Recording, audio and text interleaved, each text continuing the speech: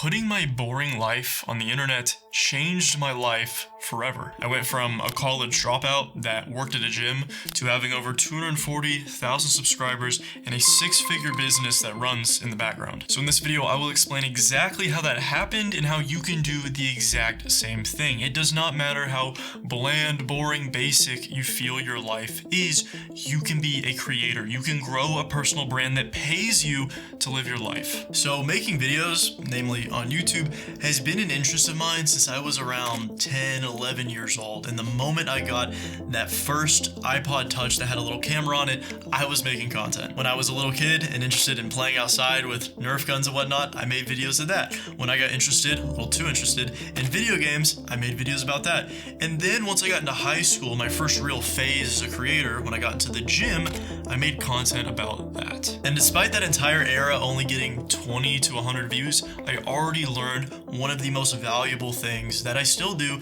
to this day, and that is document everything. For the majority of people, we navigate our days very distracted. We have our phones right in front of us. We're upset about things that happened in the past. We're worried about things that happened in the future. And it doesn't even occur to us to take time to film us doing something or writing down that thought or that idea or that story that we just had in our brains. It's kind of like if you had a piggy bank and every time you had a penny, you put it in there. At the time, it's seemingly worthless. I have a personal vendetta against pennies. I think they're so stupid. I think they shouldn't exist. That's a personal note. But you put the pennies in there, it seems worthless, whatever. And then maybe 6 months pass, a year passed, you open the piggy bank, and those pennies have turned into 20s, 50s, $100 bills. So it's 2020, I had just dropped out of college, moved to Houston, the big city, to chase my dreams of being a creator. And one of my first days in my new crummy little apartment complex, I just so happened to grab this video. And then I remember one time I was editing a video and I was telling this story. It didn't feel like a story at the time, it just felt like my life. But I was telling the story of moving to the big city, struggling because I was very, very much broke. And I went back through my old phone and I found that video. Suddenly I had a video that even if I didn't say anything over it, it kind of just tells the story. You see this really crummy, empty apartment. It goes into my room. I don't even have a mattress on the floor. I'm sleeping with a blanket and a pillow and all my supplements on the ground and my backpack on the ground. It was a mess. You are living out stories like that every single day, and you don't notice until you look back. And trust me, it is so much better to over document a little bit than under document. Even though I filmed a bunch of vlogs back when I was getting into the gym, hanging out with my friends, kind of documenting my feelings and emotions, trying to do the whole content thing, getting 50 views a video, I still wish I filmed more. But I am ever so grateful for what I did film, because those ended up being clips and B-roll in all of my future videos where I was telling the story of going through that phase. You don't realize it, but you are on a hero's journey right now,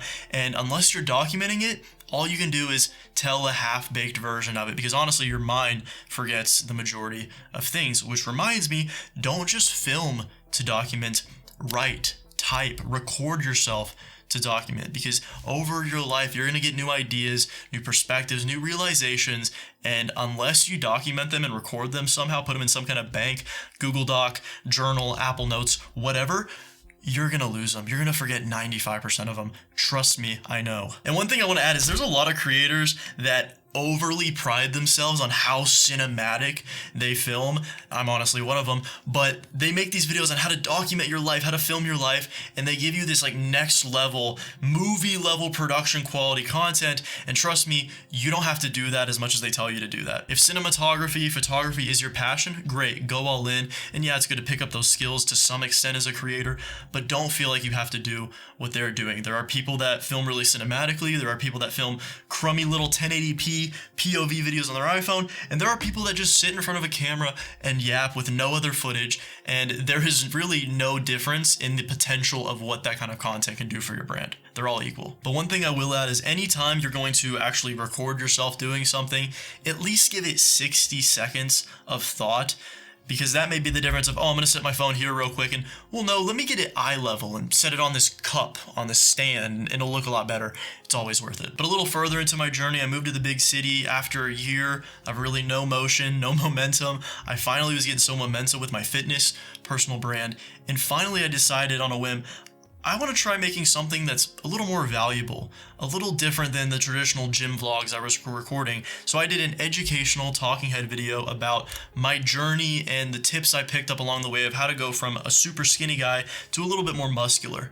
That video got 2 million views. I was flooded with positive comments, people expressing their love, their gratitude. It gave me thousands and thousands and thousands of new subscribers, and I realized that your small problems are massive opportunities for content, for your brand. For you, it may feel like, oh, I'm having trouble sleeping and I learned about some supplements and some routines and now I sleep better, whatever. For someone else, that may be the life-saving video that they need because they don't know how to fucking sleep. And that is what built my other channel to 241,000 subscribers, because I was struggling a lot in my younger years. I had a lot of insecurities, I couldn't focus, I had a lot of bad habits and straight up addictions. So I read some self-help books, some psychology books, and solved my problems. And then I turned around and made content about those problems, and it built my brand and changed my life because I was able to build a business off the back end of it. Which leads me to my next point. You should be learning to teach. It's a very common fallacy among aspiring creators to think, oh, I gotta wait till I am this massive authority in my niche before I can even think about making content on these topics. But that's kind of like saying, oh, I have to wait till I know how to bench press 400 pounds before I can teach my friend how to bench press 100 pounds. Come on, all you. Doesn't really make sense. And not only that, more often than not, people that are super far ahead aren't actually that good at teaching people in the beginner stages because it's been so long since they were in that position. They don't really understand that avatar anymore. But another thing I realized selfishly was when I taught other people, I actually learned those very things so much quicker and so much deeper. I became so much more articulate on the ideas and the things I wanted to teach about and express than if I just read a book on it, called it a day, moved on to the next thing. Because when you learn something or have an idea or a realization and you decide to just hold it in your brain is a messy place. Therefore, it is super convoluted, fractured, and not really that clear. And you think it's clear because it's in your brain, you have this ego, and you're like, oh no, I understand it. But the moment that you are forced to write it out or explain it to a camera, this messy spaghetti noodle nonsense becomes clear, structured ideas. And you know what happens? You literally get smarter. You literally get more articulate around the very things that you are interested in, the things you want to learn about and talk about anyways. But speaking of having a messy brain, a common cope that I had for years and that I see among a lot of creators is this need to feel like you have to consume a bunch of online content to give yourself motivation, inspiration, ideas for your own. When the truth is, if you consume too much, that becomes who you are.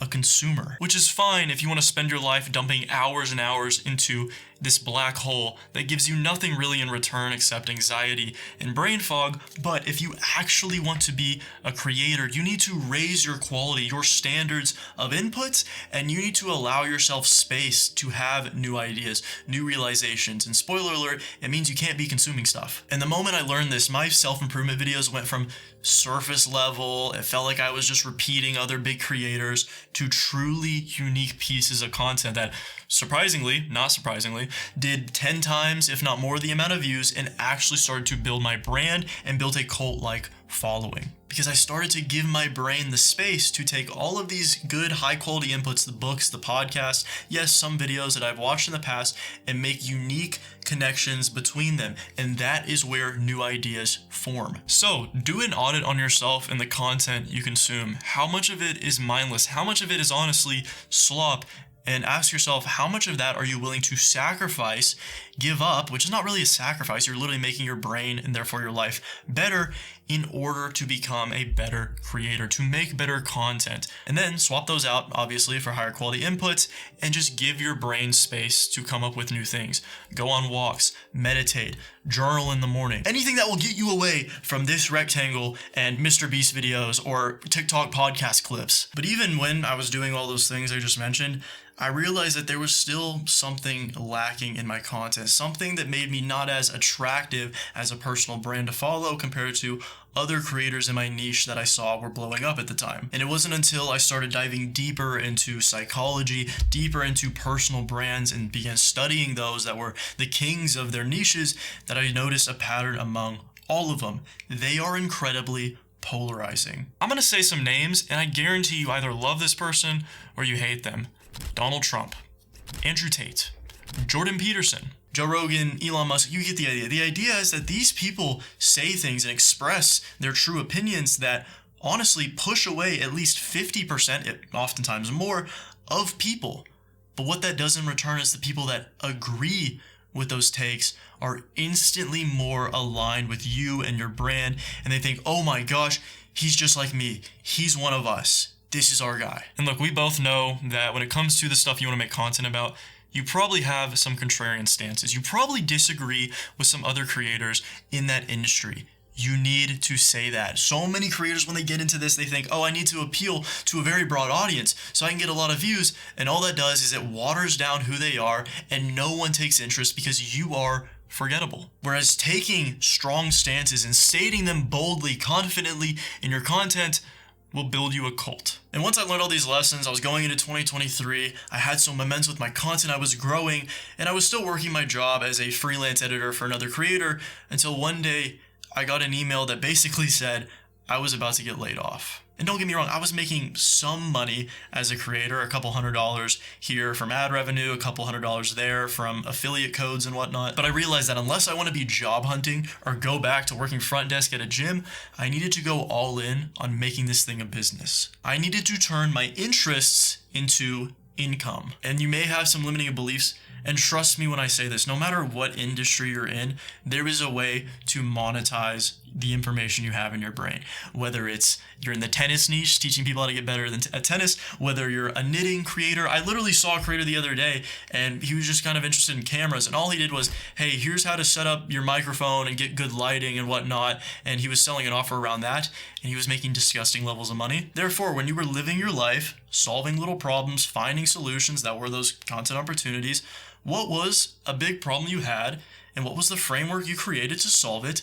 That is your offer. That is how you turn yourself into a business. Personally, like I said, I had a lot of issues mentally. I had to read a bunch of books, listen to a lot of in-depth scientific podcasts on psychology and neuroscience and all those kinds of things. And then finally, after finding all these different resources, I picked and chose the things that actually worked for me. And I found a system to make me much more confident, much more focused, much more stoic, and much more disciplined. And I turned it into a program called Mental Mastery. And Mental Mastery changed my life because instantly the first month I launched that offer, I was making double per month what I made as a video editor. And I did that without being a licensed psychologist or a doctor. I did that without having millions of subscribers or getting billions of views on my content, because all I did was make content for a person I understood, a person who I intimately knew the problems they were facing, and then I created a structured solution to give to them, and boom, your brand is now a business. But real quick, if you think you'd be interested in learning my psychologically bulletproof systems that I created to build that undeniable personal brand, to create compelling content that attracts the perfect viewer and keeps them watching more content, and develop an offer that sells in your sleep, you can consider checking out Audience Alchemy in the description below. And you want to hear something crazy? I've actually taken a break from that channel because my passion lies more and more in talking about business and content creation, so I've been going more on this channel, and yet to this day, I'm still getting new viewers, and I'm still selling that offer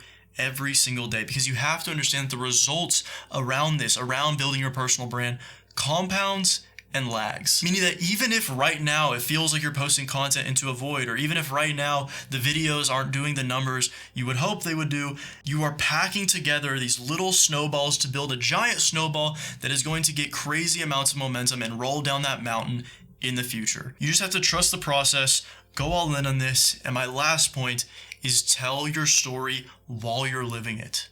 The audience actually connects deeper with the creator that is still undergoing their journey than a creator who acts like they've made it and is just reflecting on the past and has nothing going on currently. Because it still means that you are undergoing a hero's journey, literally the oldest, most classic storytelling system that makes something inherently interesting. And your viewer is also on their hero's journey. And if you know what happens towards the beginning of a hero's journey, they come across a mentor. And that is you. Meaning in some ways you are still Luke Skywalker, learning about the Force, going to defeat the dark side, but in a lot of ways to your viewer, you are Obi-Wan Kenobi, the mentor to teach them, the other Luke Skywalker, how to learn the Force and defeat the dark side. But if you've made it this far in this video, you probably realize you need to be making content now. Because every day that goes by that you are pushing it further and further away, all you are doing is pushing that desired outcome you have. You know, when you get to live the life of creator freedom, when you make this thing your full-time job, when you get to travel the world, when you get to document your life and talk about the things you're interested in for a living, you are pushing that further and further away. And newsflash, we don't live life forever. We are going to die. And if you push things too far away, you're not gonna be able to catch up. So if you click the video on the screen, I will tell you exactly step by step how to make your next video. It does not matter what niche you're in. It does not matter what topic you wanna make about. This is a framework that pretty much every big creator uses, and personally, it has gotten me millions and millions of views. So it's on the screen right now. Click it, click it. Thanks for watching. Love you. Bye-bye.